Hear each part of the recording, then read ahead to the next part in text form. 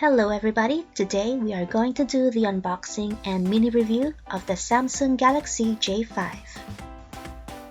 I got this because I have been doing a lot of online browsing and social media stuff using my phone, so I needed something with a bigger screen, fast processor, and good camera, but at an affordable price. So first, let's see what's inside the box. Of course, the phone, earphones, and quick startup guide and warranty card. Charger, removable battery. Before we continue, let me just say that I am not an expert on technical details and I have very simple use of my phone, so everything that I will be mentioning here are just the basics. So this is the phone. As you can see, it has the now standard 5 inches screen size.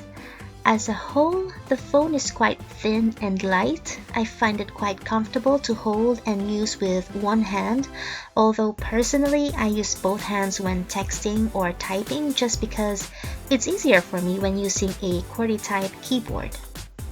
The back cover is removable and made of plastic material. And here are the slots for the micro SIM and micro SD card. For the micro SD card, you can use up to 128 gigabytes, which is just as well because the internal memory is only 8 gigs, and almost half of that is used up by the phone's existing contents. Next, we have the battery, which gives the phone a standby time of up to 342 hours and talk time of up to 18 hours. Obviously, this will depend on how much you use the phone, but for me, my battery lasts for about a day to a day and a half. Also located at the back is a 13 megapixel camera with LED flash.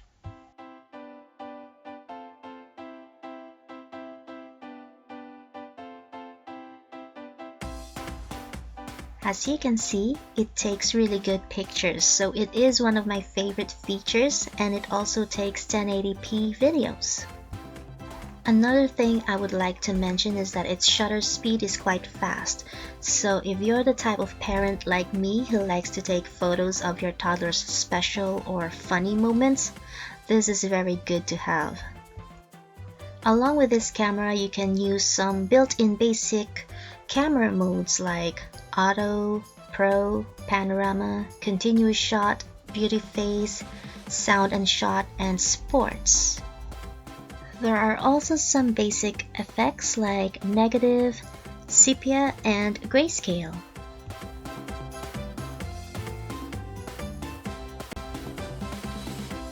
The flash at the back also functions as a torch, so it is quite handy. We also have the speaker at the back. It's not too bad, but because of its position sometimes, the volume tends to be on the low side depending on where and how you leave your phone down. I find that having a phone case sort of helps this issue because the phone case gives a bit of distance between the surface where you are placing your phone and the speaker.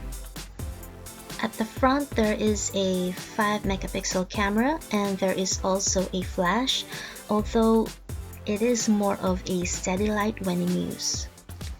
Also found at the front are, of course, the home button, and then there's also like a back button and this sort of list button. I'm not really sure what it's called, but basically it lists the apps or pages that you opened. And what else? Well, none of these buttons light up, but it doesn't really bother me that they don't. At the bottom are the microphone and ports for charger and earphones. Speaking of earphones, if you have it plugged in, you can listen to the radio using the built-in app. And then of course, on the left side is the volume control, and on the right side is the power button. By the way, this phone runs on Android 5.1 Lollipop OS. Like I said earlier, my use of the phone is very simple, so apart from the camera, I would really only use it for the usual voice calls, text messaging, and online browsing and playing games. In relation to the calls, if you like to assign different ringtones for specific individuals from your contact list, this phone doesn't have that feature. However, you can create contact groups and assign different ringtones for those groups for voice calls. When it comes to browsing, watching videos, and playing games, the experience is very satisfying because it is fast and you have the quality of a HD Super AMOLED display. It does not have an auto brightness feature. However, there is an outdoor box that you can select for when you are using it outdoors to help you see your screen better. And lastly, in terms of connectivity, it has 4G, Wi-Fi, internet data, Bluetooth, and tethering. And there you have it. It's not an expert review, but I hope this video gives you a basic idea about the Samsung Galaxy J5. Thanks for watching! Don't forget to subscribe for more videos, and if you like this one, give it a thumbs up and share.